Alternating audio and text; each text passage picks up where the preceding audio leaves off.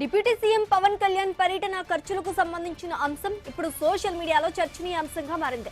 మాజీ polit bureau సభ్యుడు Reddappagari Srinivas Reddy X వేదికగా చేసిన పోస్టు వైరల్ అవుతోంది. కడప మున్సిపల్ కార్పొరేషన్ పాఠశాలలో గతంలో నిర్వహించిన పవన్ కళ్యాణ్ పర్యటన ఏర్పాట్ల కోసం టీడీపీ క్లస్టర్ ఇన్ఛార్జి చిట్టా శివారెడ్డి సొంత నిధులతో ఖర్చు చేసినట్లు పేర్కొన్నారు. అయితే ఆ ఖర్చులకు సంబంధించిన బిల్లులు 18 నెలలుగా పెండింగ్ లో ఉన్నాయని, చెల్లింపులకు సంబంధించి ఉత్తర్వులు జారీ అయినప్పటికీ నిధులు విడుదల కాలేదని ఆరోపించారు. ప్రభుత్వ కార్యక్రమం కోసం ఖర్చు చేసిన డబ్బులు ఇప్పటికీ రాక సంబంధిత కార్యకర్త తీవ్ర ఇబ్బందులు ఎదుర్కొంటున్నారని, పలుమార్లు అధికారుల దృష్టికి తీసుకువెళ్లినా సమస్య పరిష్కారం కాలేదని విమర్శించారు.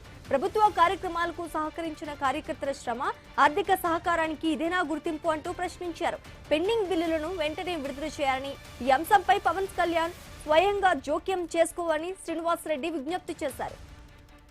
ఇక ఇదే అంశానికి సంబంధించి మరింత సమాచారం మా ప్రతినిధి ప్రశాంత్ శర్మ అందిస్తారు. ప్రశాంత్ శర్మ,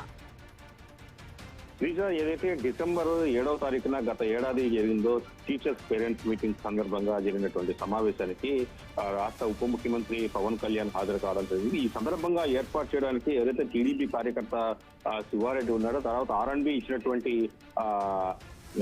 ఎస్టిమేషన్ ప్రకారం ఈ చిట్టా శివారెడ్డి దాదాపు 20 లక్షల పైనే ఆ రోజు ప్రోగ్రామ్ కోసం ఖర్చు పెట్టడం జరిగింది. దాదాపు 18 నెలలు గడుస్తున్నా కూడా ఇప్పుడు సంబంధించినటువంటి బిల్లులు ఒకటి కూడా కార్పొరేషన్ ఇచ్చిన ప్రతిపాదన మేరకు R&B తయారు చేసే ఎస్టిమేషన్ మేరకు approach Pawan Kalyan parents meeting హాజరు కావడానికి అప్రోచ్ రోడ్ కావచ్చు, తర్వాత వచ్చేసి బార్కెట్ల ఏర్పాటు కోసం కావచ్చు, తర్వాత పేరెంట్స్ కూర్చోవడానికి ఏర్పాటు చేసినటువంటి వేదిక స్థలం కావచ్చు, మొత్తాన్ని దాదాపు 20 లక్షల పైనే ఖర్చు చేయడం జరిగింది. దీనికి సంబంధించినటువంటి బిల్లులు రావాలని అనేక మార్లు విజ్ఞప్తి చేసినట్టు ఇవ్వకపోవడంతో శ్రీనివాస్ రెడ్డి సోషల్ మీడియా వేదిక ఎక్స్ వేదిక మొత్తం తన 18 నెలల బిల్లు తన కార్యకర్తలకు రావాలంటూ, తనకు ఇవ్వకపోతే కార్యకర్తలు ఎలా ముందుకొస్తారంటూ ప్రశ్నిస్తూ కూడా ఆయన పోస్ట్ చేయడం జరిగింది. మొత్తానికి శ్రీనివాస్ రెడ్డికి ఏదైతే రాజ్యసభ ఆశించి భంగపడ్డారో, తర్వాత ఆయన నిన్న పోస్ట్ పెట్టారో, తర్వాత తన జీవితంలో చాలా ఇచ్చిన హామీని రాకపోవడంతో తీవ్రమైన అసంతృప్తికి, తర్వాత నిరాశకు గురైనటువంటి సందర్భం ఇదేనని చెప్పారు. తర్వాత కొద్దిసేపటికి మరో పోస్టు తన సంబంధించినటువంటి కార్యకర్త ఏదైతే శివారెడ్డికి ఉందో బిల్లు రాలేదంటూ కూడా ఆయన